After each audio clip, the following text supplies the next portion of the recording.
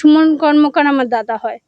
দাদা কবে কাজে গেছিল, দাদা এই ঘটনাটা তো আজকে ৩-৪ দিন হয়ে গেছে। যেদিন ঘটনাটা ঘটে আমি শুনতে পেয়েছি আমার বৌদির মুখে, তার আগের দিন কাজে গেছি। মুখে এতটুকুই আমি শুনেছি যে এখানে এইসব রান্নাবান্না হচ্ছে, এখন খাবো দাবো, কাজ করব, শুধু এইটুখানি কথাবার্তা হয়েছে। এইটুখানি বৌদির মুখে আমি হ্যাঁ ভিডিও কলে কথা হয়েছে। সকালে ওখানে যে কাজ করছে রান্না বান্না, তারপরে যেই মানে জায়গাটা পড়ে গেছে, ধসে গেছে, সেই জায়গাটা দেখিয়েছে।